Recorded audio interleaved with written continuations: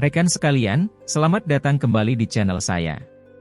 Pada kesempatan ini, saya kembali berbagi artikel mengenai pentingnya vitamin K bagi tubuh kita.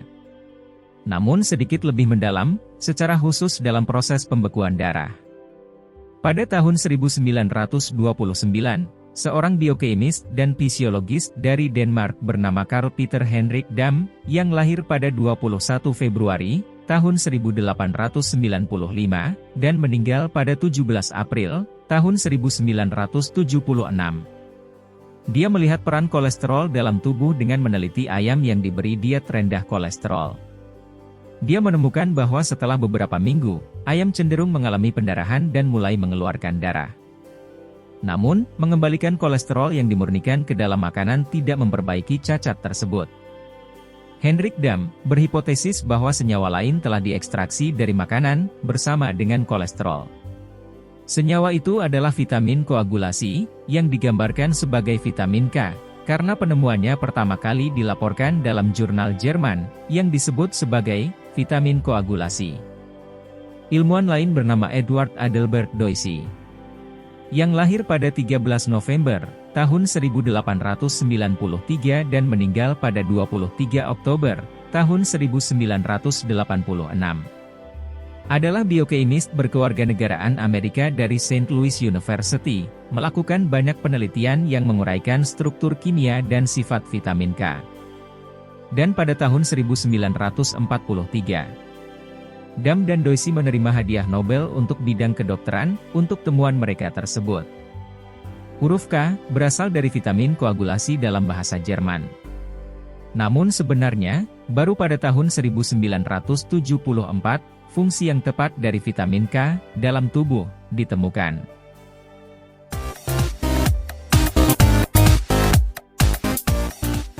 Pada video ini, saya fokus pada fungsi vitamin K terhadap pembekuan darah.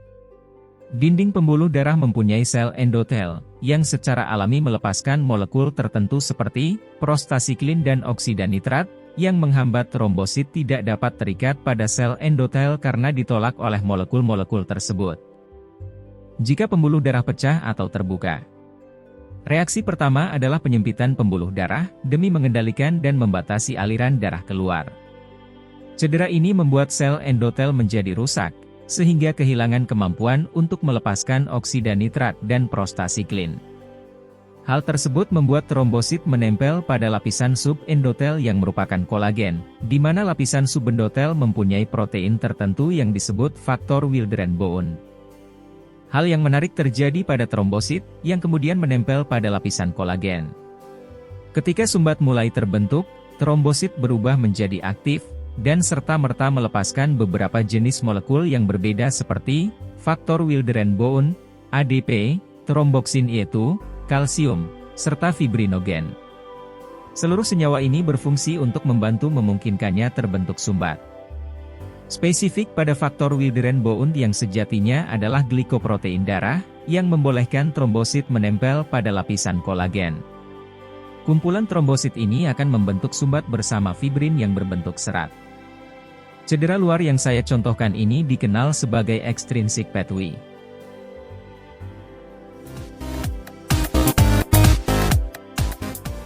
Extrinsic pathway dimulai ketika kerusakan pada endotelial tisu, atau jaringan kulit, yang akan segera memaparkan tisu faktor atau faktor 3 ke dalam darah.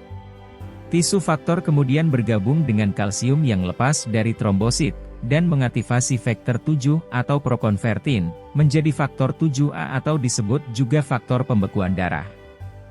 Gabungan ketiga ini akan mengaktifkan faktor 10, atau disebut juga Stewart-Power faktor, menjadi faktor 10A. Selanjutnya faktor 10A, beserta faktor 5A, dan kalsium bergabung bersama, mengaktifkan protrombin atau faktor 2 menjadi trombin atau faktor 2A. Selanjutnya, trombin membelah fibrinogen atau disebut juga faktor 1 menjadi fibrin, yang dikenal sebagai faktor 1A, yang akan melakukan penyumbatan pada pembuluh darah yang pecah.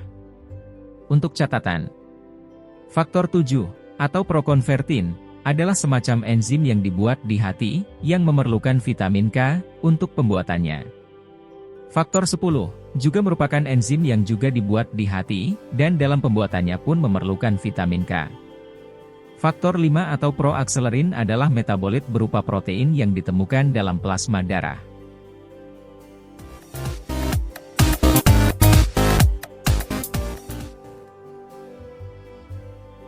Dari bagian ekstrinsik petui tadi, peran vitamin K paling esensial adalah pada saat proses pembentukan protrombin.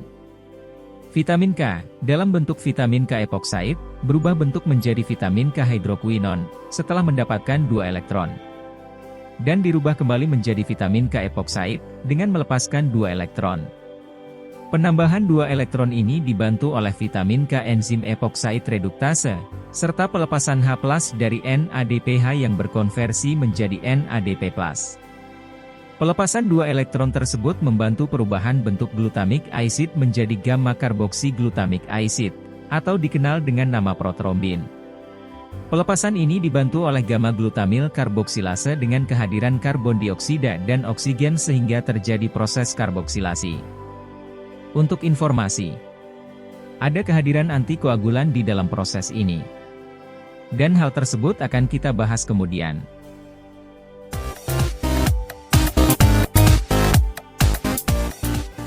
Karboksilasi pada siklus vitamin K tersebut memungkinkan protrombin untuk mengikat kalsium membentuk trombin.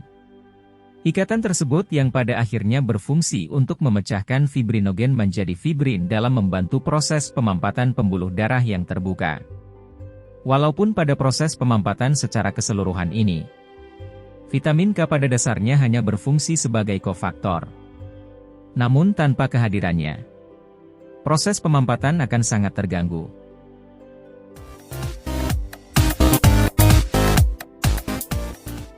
Kembali kepada kehadiran antikoagulan yang sempat kita singgung tadi. Pada keadaan normal antikoagulan ini berfungsi untuk mencegah pembentukan gumpalan sehingga kejadian fatal seperti terhambatnya aliran darah tidak terjadi. Namun pada keadaan pembuluh terbuka, lamanya waktu proses penyumbatan atau pembekuan darah ini, tergantung banyaknya antikoagulan di dalam darah. Lamanya proses pemampatan ini diukur dengan cara tertentu dan terstandarisasi.